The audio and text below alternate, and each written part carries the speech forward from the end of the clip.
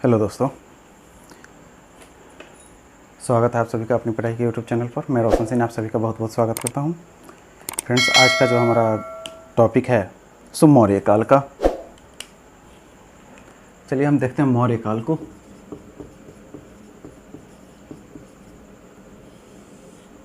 मौर्य काल तो कुछ इंट्रोडक्शन। जब सिकंदर का आक्रमण हुआ तो उस समय चाणक्य तक्षशिला में मौजूद थे, जो धनानंद के दरबार में पहुंचते और धनानंद को बताते हैं कि बाहर ये आक्रमण हो रहा है, यूनानी आक्रमण हो रहा है, जो भारत देश को, भारतवर्ष की अखंडता को तोड़ देंगे, सो आप इस पर कदम उठाएं। क्योंकि मगध जो था उस समय काफ़ी मजबूत था, पर धनानंद ने इनकी बेइज्जती कर दी और उनको बाहर निकाल दिया।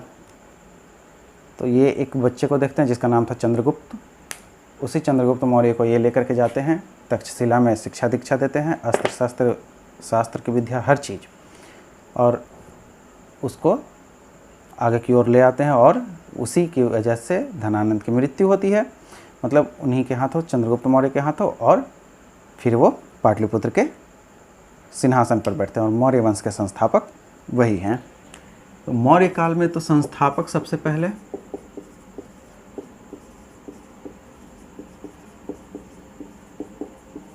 चंद्रगुप्त मौर्य, यानी मौर्य वंश के संस्थापक कौन थे? तो चंद्रगुप्त मौर्य 321 से 298, 321 से 298 BC या फिर ईसवी पूर्व तक इनका समय रहा। ठीक है। तो चंद्रगुप्त मौर्य चाणक्य की सहायता से धनानंद को मगध की राजगद्दी से धक्का मार करके बाहर फेंक देते हैं और फिर खुद शासक बनते हैं। ठीक है। बौद्ध ग्रंथ और जैन ग्रंथ में जो है मौर्य को क्षत्रिय बतलाया गया, जबकि ब्राह्मण ग्रंथ में इनको शूद्र बतलाया गया है।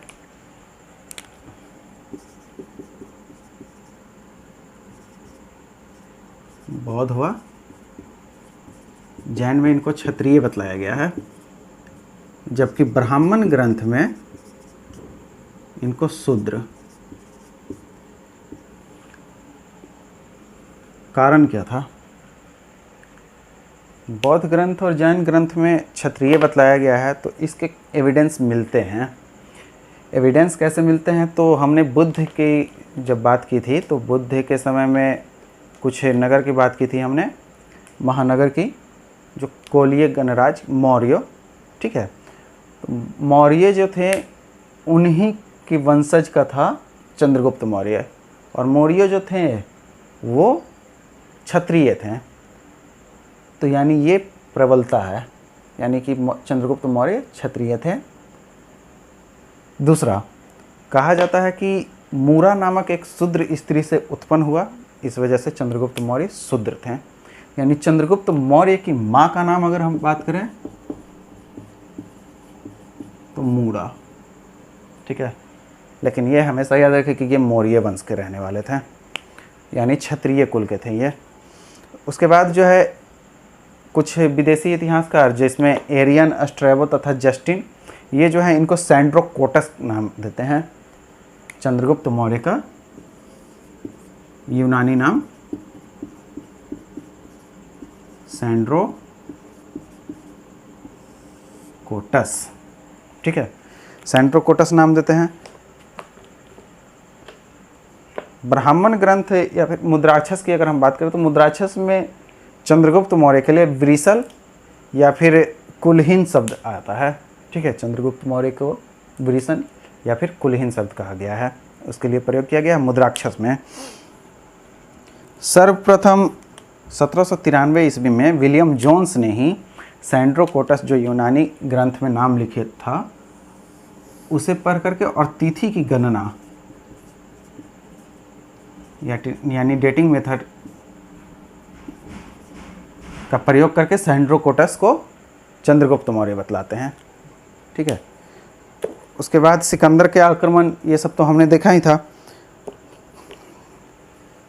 तो सिकंदर के आक्रमण, ये सब चीज़ को हमने देखा था। तो इसके बाद संधि के शर्तों पर सेल्यूकस जो है, मतलब जब सिकंदर अपना क्षेत्र को 3 भागों में बांट करके जब आगे की ओर चला गया, अपने वतन या फिर बेबीलोन की तरफ जब चला गया, तो उसी में एक कंधार क्षेत्र जो है वहाँ पर सेल्यूकस और चंद्रगुप्त मौर्य की जो है युद्ध होती है। और युद्ध के बाद दोनों के मध्य जो है एक संधि होती है। ये युद्ध 305 ईस्वी पूर्व में हुई।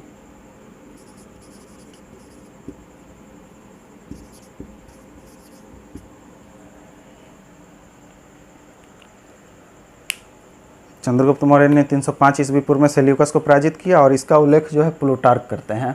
ठीक है, तो प्लूटार्क इसका उल्लेख करते हैं। उसके बाद होता क्या है कि चंद्रगुप्त जो है संधि करता है इनके साथ, सेल्यूकस निकेटर के साथ है।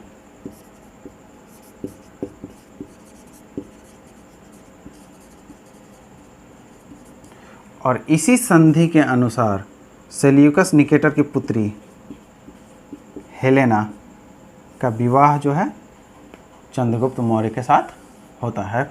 और हेलेना के साथ चंद्रगुप्त मौर्य के दरबार में एक आदमी आता है जिसका नाम था मेगास्थनीज।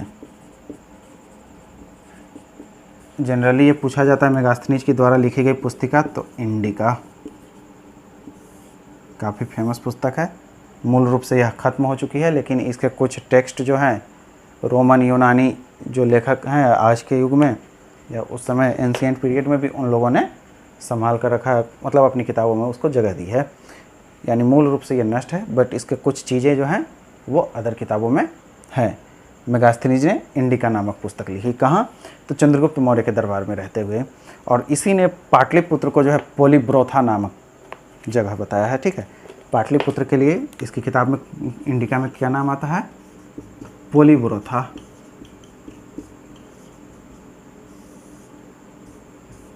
पोलीब्रोथा नाम आता है। उसके बाद जो है सेल्यूकस की पुत्री से इसका विवाह हो जाता है ये सब। उसके बाद जो है चंद्रगुप्त मौर्य कुछ समय तक शासक रहता है और शासक रहने के दौरान इसने जो है काफ़ी सारी जगहों को जो है इसने जीता, जिसमें प्रमुख रूप से चंद्रगुप्त ने अफ़गानिस्तान के अंतर्गत कंधार को भी जीता था। ठीक है, जबकि इसके बाद के जो शासक है उसके समय में कंधार जो है थोड़ा स्वायत्त हो गया, मतलब अलग हो गया इनसे, मौर्यों के प्रशासन से। उसके बाद ये जो है चंद्रगुप्त मौर्य अपने अंतिम समय में श्रवणबेलगोला अपने पुत्र को मतलब सब कुछ दे देता है, राजपाट अपना पुत्र। इनका पुत्र जो था वो था बिंदुसार, और यह जो है श्रवणबेलगोला चले जाते हैं। और श्रवणबेलगोला जा कर के वहाँ पर ये संलेखना विधि, यानी ये जैन धर्म को अपना लेते हैं। श्रवणबेलगोला कर्नाटक, और यहाँ जा कर के यह संलेखना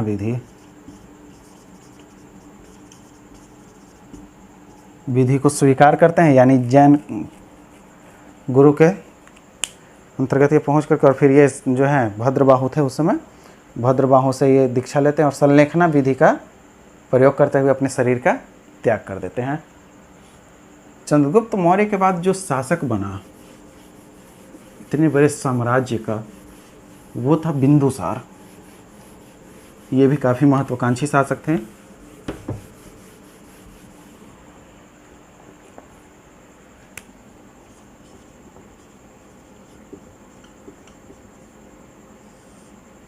जनरली बिंदुसार के बारे में कहा जाता है कि ये हेलेना के पुत्र थे, तो कुछ लोग कहते हैं कि नहीं, ये हेलेना का पुत्र नहीं, एक इंडियन लड़की से भी चंद्रगुप्त मौर्य ने शादी की थी, तो ये उन्हीं के पुत्र थे। एग्जाम में हालांकि ये सब चीज़ें पूछी नहीं जाएंगी, बस जनरली। तो बिंदुसार जो है 298 से 273 ईस्वी पूर्व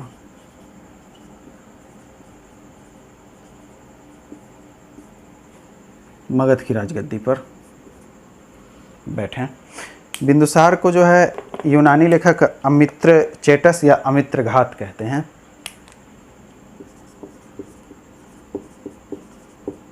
अमित्र चेटस, अमित्रघात, यह नाम इनके लिए आता है। इसे सिंहासन एवं भद्रसार भी कहा गया है। ठीक है, और बिंदुसार की माता का नाम जो है दुर्धरा, कहा जाता है कि इनकी माता का नाम दुर्धरा, और इनके प्रधानमंत्री भी जो थे चाणक्य थे, जबकि चंद्रगुप्त मौर्य के भी प्रधानमंत्री चाणक्य ही थे। उसके बाद जो है बिंदुसार के ही शासनकाल में तक्षशिला में 2 बार विद्रोह होता है, और उस विद्रोह को कुचलने के लिए सम्राट अशोक को, जो बाद में सम्राट बना, अशोक को भेजा जाता है। और अशोक जो है काफ़ी महत्वाकांक्षी शासक भी रहा, और उसने काफ़ी बेहतरीन तरीके से इस चीज़ को हैंडल भी किया। ठीक है, उसके बाद की जो बातें आती हैं तो यूनान, मिस्र, सीरिया आदि देशों से इन्होंने, बिंदुसार ने अपनी मैत्री संबंध स्थापित किए तथा इसी की जगह पर एक यूनानी राजदूत डायमेकस, जो मिस्र के शासक टॉलमी द्वितीय का राजदूत था, वो यहाँ पर आता है। यूनानी राजदूत डायमेकस और मिस्र के शासक टॉलमी द्वितीय का जो था डायोनीसियस, वह भी इनके राज दरबार में पहुँचता है। यानी जो राजनयिक संबंध थे वो भी काफ़ी मजबूत हो चुके थे यूनानी आक्रमण होने के कारण ही सिकंदर के समय में, और इस वजह से जो है इन लोगों में काफ़ी ज़्यादा घनिष्ठता भी आई और कल्चरल जो मतलब आदान प्रदान ये सब था, ये सब काफ़ी ज़्यादा हद तक हुआ। कहा जाता है कि इंडिया में जो भी साड़ी का फैशन है सो हेलेना के द्वारा हिलाया, यूनानियों के द्वारा हिलाया गया था। हालांकि ये सब रिसर्च की बातें हैं, तो जो भी रिसर्चर हैं वो लोग ऐसे दावे करते हैं जो है हेलेना के द्वारा ही साड़ी का प्रचलन भारत में आया, यूनानियों के द्वारा ही जनरली। तो बिंदुसार की राज्यसभा में 500 सदस्यों वाली जो है मंत्रिपरिषद थी, जिसे खल्लटक कहा जाता था, ठीक है, जिसका प्रधान खल्लटक होता था। इसके बाद बिंदुसार के बाद जो था अशोक, तो सम्राट अशोक जो था, इसके बारे में कहा जाता है कि यह काफ़ी महत्वाकांक्षी शासक था और यह महत्वाकांक्षी होने के साथ साथ क्रूर भी रहा। इसने सत्ता के लिए कहा जाता है कि अपने 99 भाइयों की हत्या कर उसे मतलब मौत के घाट उतार दिया और फेंक दिया और फिर खुद शासक बना। लेकिन कुछ जगहों पर जो है कहा जाता है कि नहीं, 99 भाई नहीं थे, कुछ भाई बहन थे और जिसमें 2 गुट बन गई। पहला गुट जो था वो सुसीम का बना,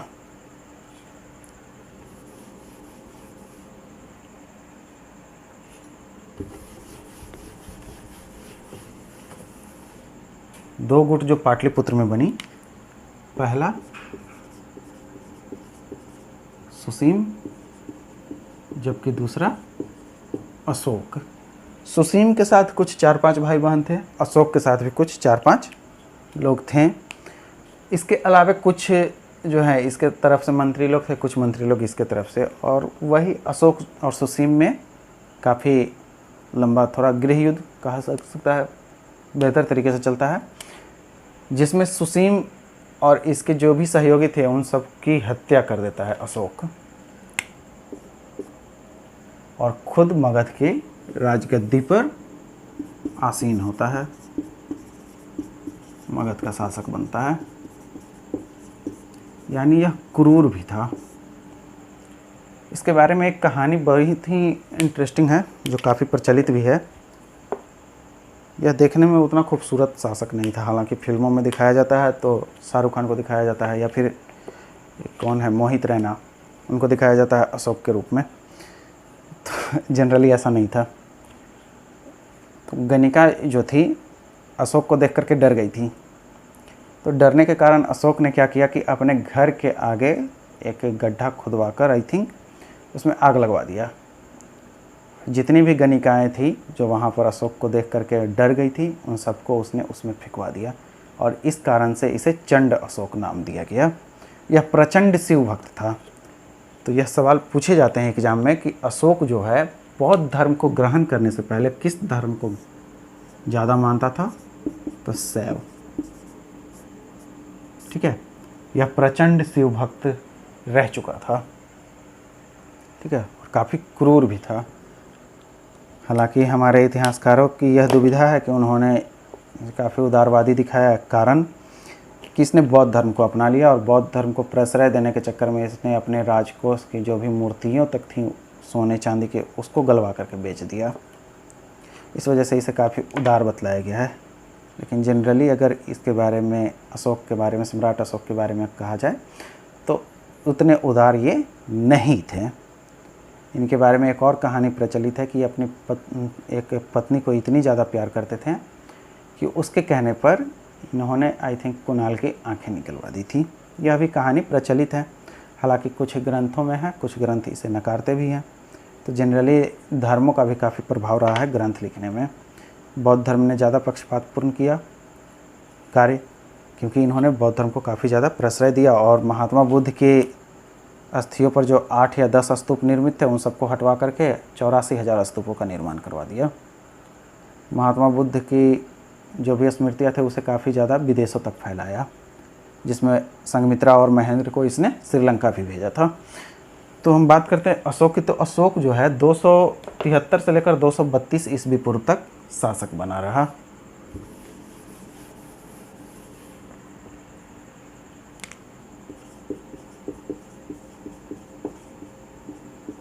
दो सौ तिहत्तर से 232 ईस्वी पूर्व तक यह शासक बना रहा। कुछ जगहों पर इसके राज्याभिषेक की तिथि 273 आती है, कुछ जगहों पर 269 से 232 यानी 269 ईस्वी में। ठीक है, तो ये दोनों तिथियां आती हैं। बौद्ध ग्रंथों के अनुसार बिंदुसार के 101 पुत्र थे, जिसमें सुसीम सबसे बड़ा था, और उन्हीं सब की हत्या करके जो है अशोक शासक बनता है। उसके बाद जो है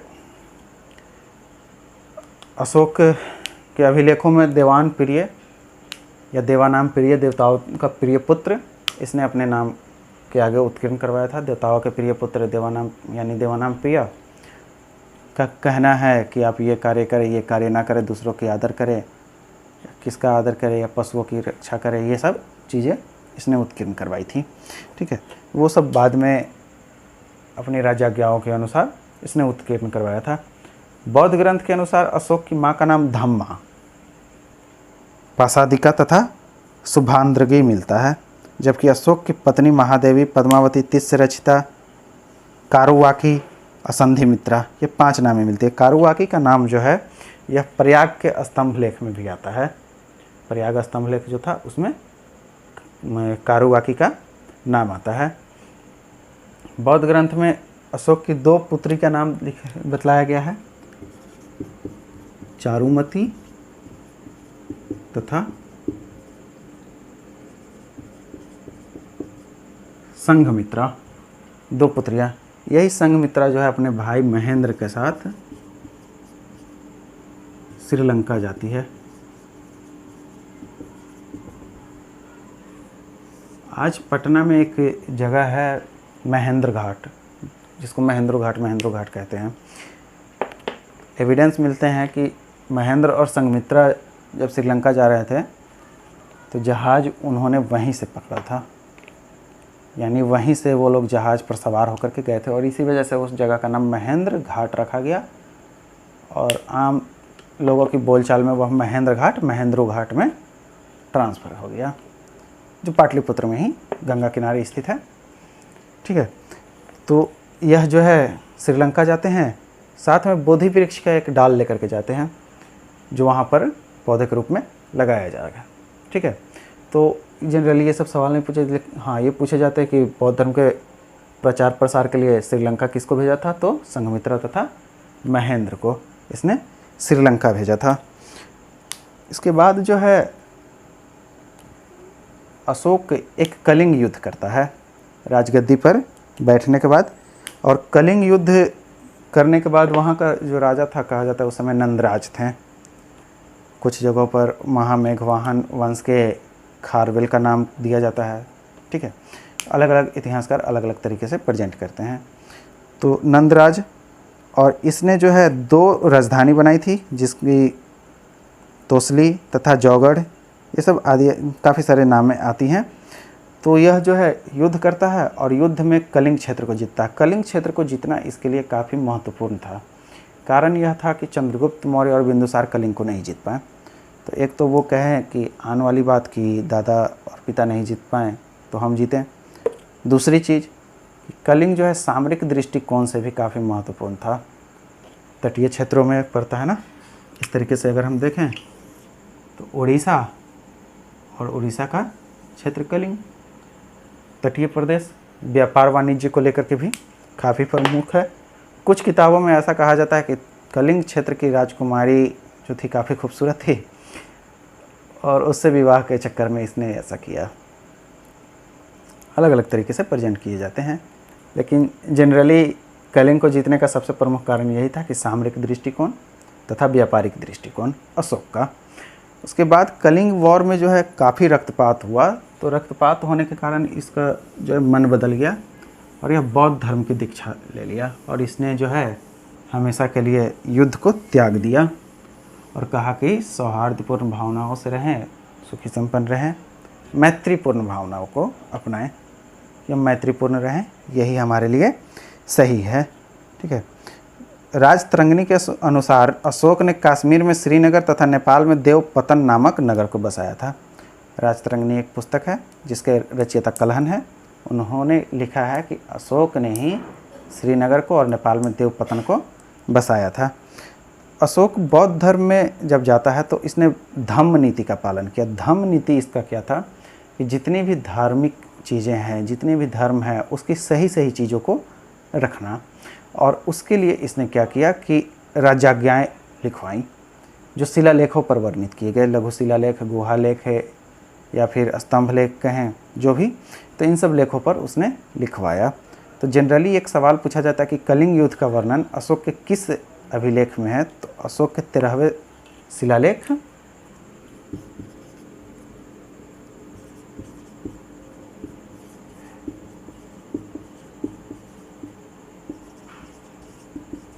कलिंग। ठीक है, अशोक के 13वां शिलालेख कलिंग में कलिंग युद्ध का वर्णन आता है। तो इसने धम्म नीति का पालन किया। धम्म नीति में इसने कहा कि जो भी बड़े बुजुर्ग हैं, साधु संत हैं, चाहे वो किसी भी धर्म के हो, किसी भी धर्म का अनादर ना करें, सभी को सम्मान दें, माता पिता का सम्मान करें, संतों का सम्मान करें। ये सब जो है काफ़ी इसने फेमस किया। दूसरी चीज़ कि महात्मा बुद्ध की मृत्यु के बाद चाहे जो भी, अगर बौद्ध धर्म को विदेशों में प्रचार प्रसार कराने वाला तो सबसे पहला अशोक ही है। अशोक ने ही बौद्ध धर्म को विश्व स्तर पर ले जाने का कार्य किया सबसे पहले। उसके बाद काफ़ी सारे जो आए सो दक्षिण पूर्व एशिया की तरफ ब्राह्मण या बौद्ध धर्म जो लोग थे वो सब माइग्रेट होते हैं या फिर जाते हैं व्यापार वाणिज्य के लिए या चाहे धर्म प्रचार के लिए, और फिर विश्व स्तर का और भी आगे बढ़ाने का कार्य करते हैं। लेकिन सबसे पहला कार्य अगर विश्व स्तर पर बनाने का किसने किया तो वो अशोक ही था। ठीक है। तो इस तरीके से इसकी जो है चर्चा मिलती है जगह जगह पर। उसके बाद जो है इसने धर्म महामात्रों की नियुक्ति की थी। धर्म महामात्र की नियुक्ति की थी धार्मिक चीज़ों का प्रचार करने के लिए। इसके अलावा रज्जुक हैं, ये सारी काफ़ी चीज़ें हैं। तो ये सब हम जो है केंद्रीय शासन देखेंगे मौर्यों का, तो उसमें हम देखेंगे। अशोक के अब हम अभिलेख देखते हैं। तो अशोक के अभिलेख जनरली जिस भाषाओं में मिलती हैं तो ब्राह्मी लिपि, खरोष्टी लिपि और अरमाइक, 3 में।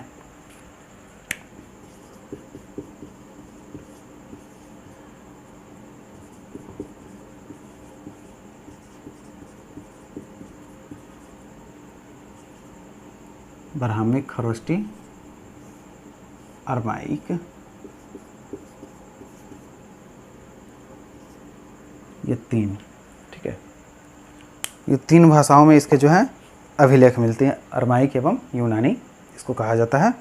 तो इसके जो अभिलेख है शहबाजगढ़ एवं मानसेहरा, वहाँ पर खरोष्टी लिपि में है।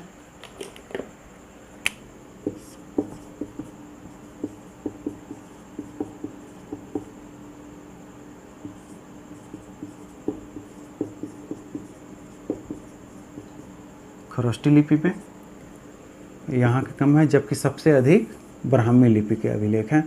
ठीक है, सबसे अधिक ब्राह्मी लिपि के अभिलेख हैं। उसके अलावा तक्षशिला एवं लघमान में जो है अरमाइक लिपि में है।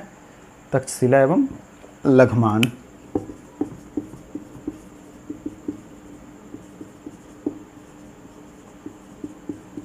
लघमान में अरमाइक, ब्राह्मी में सबसे ज़्यादा। एक इसका सर ए कुन्ना कंधार का अभिलेख है जो द्विभाषीय है। ठीक है, सर ए कुन्ना जनरली पूछा जाता है कि अशोक के कौन सा अभिलेख जो है वो द्विभाषीय है, तो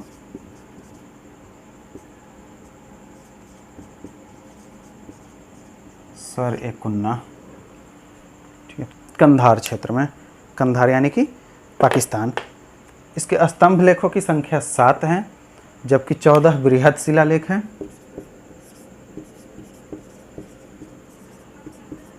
स्तंभ लेख 7, बृहत शिलालेख 14। कुछ लघु शिलालेख हैं और भी कुछ छोटे मोटे शिलालेख हैं। स्तंभ लेख की अगर हम 7 स्तंभ लेख की बात करें तो यह 6 अलग अलग स्थानों पर है। दिल्ली में टोपरा, मेरठ, फिर इलाहाबाद, रामपुरवा, लौरिया अरेराज, लौरिया, नंदनगढ़।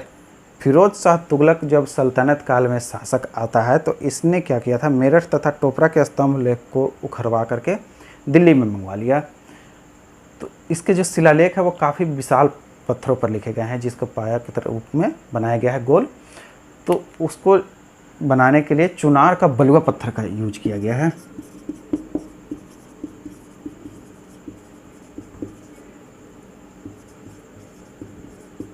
जनरली कहा जाता है कि ये जो है एकास्म है, यानी कि एक ही पत्थर से बनाए गए हैं। ठीक है,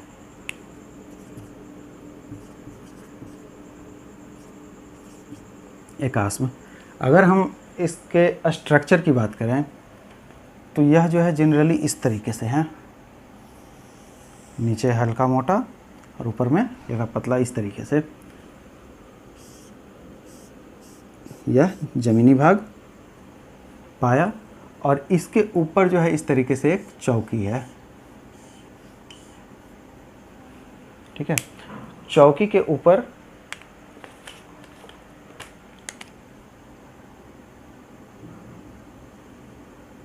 एक उल्टा कमल,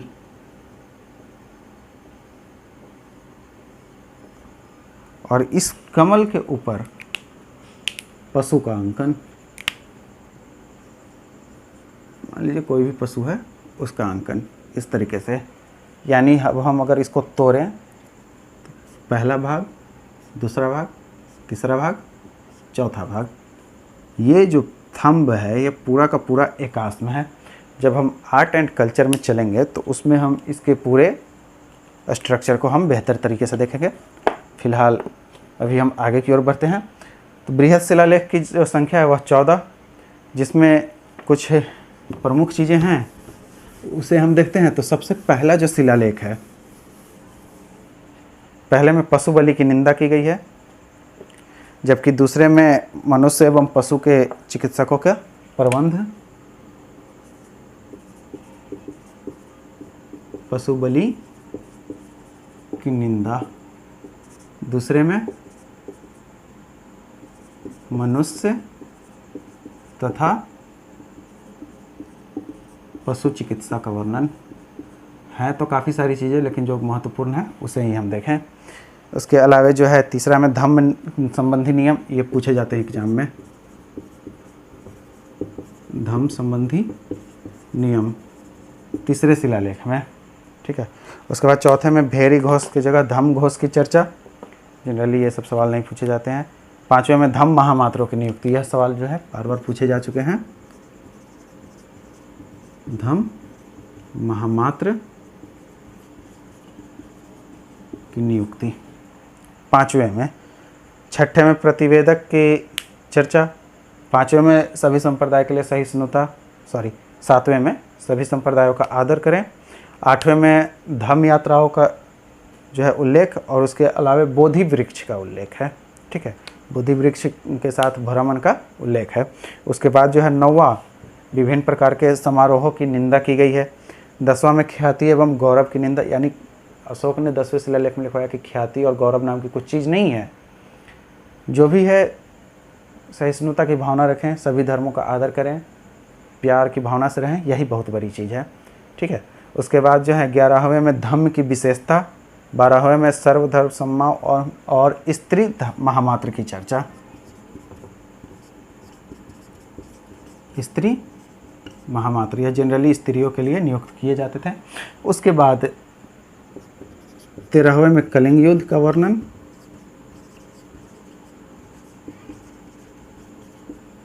ठीक है, और 14 में लोगों के धार्मिक जीवन व्यतीत करने की प्रेरणा दी गई है। तो ये थे इनके जो शिलालेख थे, ये सभी चीज़ें। उसके बाद जो है इसमें प्रशासन, जो मौर्य प्रशासन काफ़ी महत्वपूर्ण रहा है। तो मौर्य प्रशासन, केंद्रीय प्रशासन जो भी रहा, नगर प्रशासन, सैन्य प्रणाली, गुप्तचर प्रणाली, सामाजिक स्थिति, गुप्तचर संस्थाएं कौन कौन सी थी, आर्थिक स्थिति क्या थी, क्या क्या बदलाव हुआ समय समय पर, ये सभी चीज़ों को जो है हम नेक्स्ट वीडियो में देखेंगे, वरना यह वीडियो काफ़ी लंबा चौड़ा चला जाएगा। सो हम मिलते हैं अगले वीडियो में। उससे पहले आप इस चैनल को लाइक, सब्सक्राइब और शेयर ज़रूर करें। आप इतना करते हैं हमारे लिए काफ़ी है, हमें इससे ज़्यादा नहीं चाहिए कुछ भी। उसके अलावा आप एप्लीकेशन पर जाएं और वहाँ टेस्ट दें जो फ्री ऑफ कॉस्ट है। तो कोशिश करें कि आप एप्लीकेशन से हमसे जुड़ सके। साथ ही साथ सोशल मीडिया लिंक का भी प्रोवाइड करवाया जाता है, उसमें व्हाट्सएप, टेलीग्राम, चाहे जो भी लिंक डिस्क्रिप्शन बॉक्स में प्रोवाइड करवाई गई है, आप हमसे वहाँ से जुड़ सकते हैं। तब तक के लिए शुक्रिया, मिलते हैं अगले वीडियो में। बहुत बहुत धन्यवाद।